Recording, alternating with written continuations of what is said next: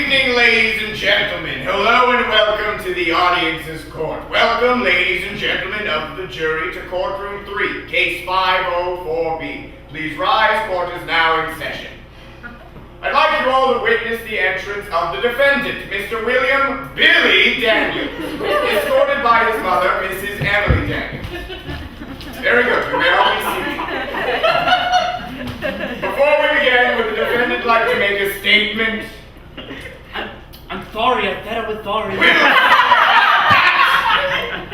Very good. Now, please pay close attention, ladies and gentlemen, because the fate of this young boy will soon be in your hands. Would the prosecution like to start with their first argument? Thank you, Your Honor. I will be brief, ladies and gentlemen.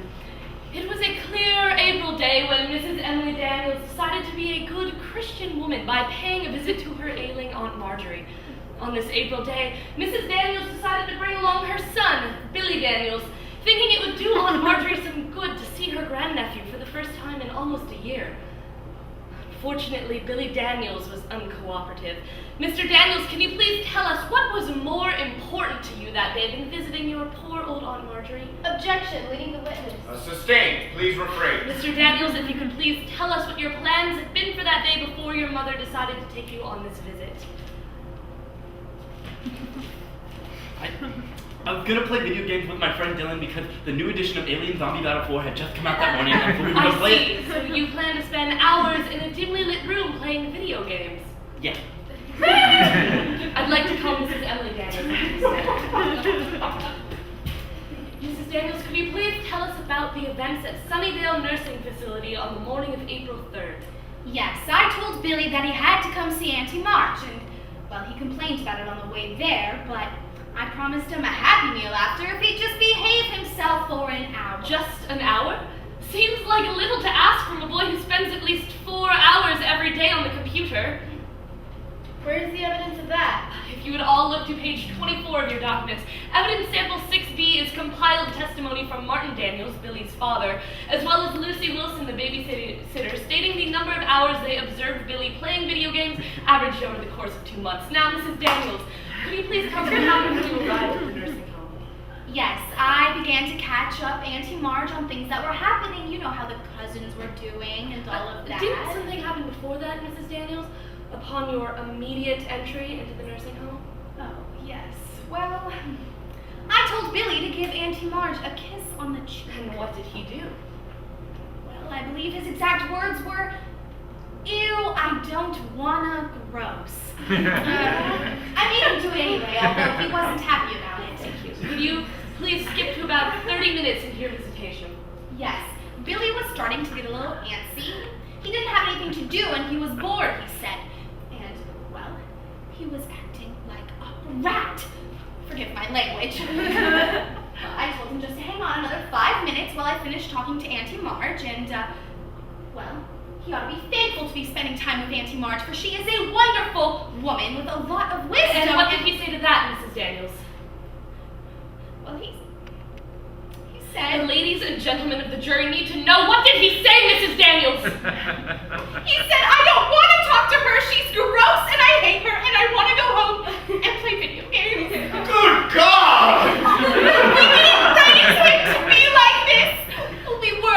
We are good, hardworking parents. Thank you, Mrs. Daniels. You can sit down. I rest my case. Thank you. Oh. Would the defense like to make their case? Ladies and gentlemen, I will be short and succinct. Billy Daniels is not a cruel boy. If you look at the evidence we presented, you will find countless testimonials of teachers, friends, and neighbors who all speak to his good character and manners. He does well in school. What you've heard today is not uncommon, nor should define Billy Daniels to you. We've all had moments of selfishness, and youth brings a sense of naivety and social ignorance, which we must all remember. Billy Daniels meant no harm, and I beg you to please spare him and look at this simply as a stumble, a short lapse of character. Very good, thank you. Now, if you'd all leave the courtroom for a moment. Ladies and gentlemen of the jury, the fate of Mr. Daniels now lies in your hands. You may choose from the following options. Option number 1. If Mr. Daniels refuses to see his aunt, then he clearly does not care about his family. Option number one, therefore, bans him from seeing his family ever again.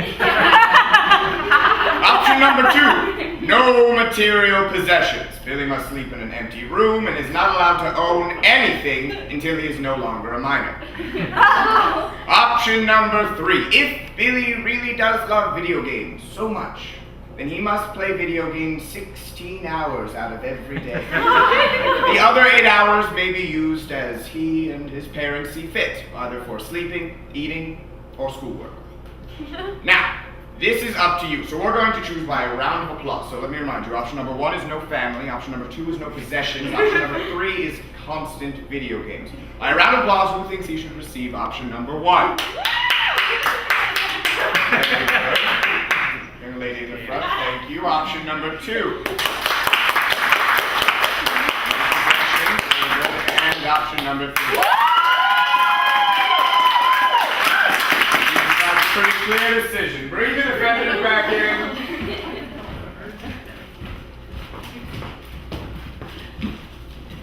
Mr. Daniels.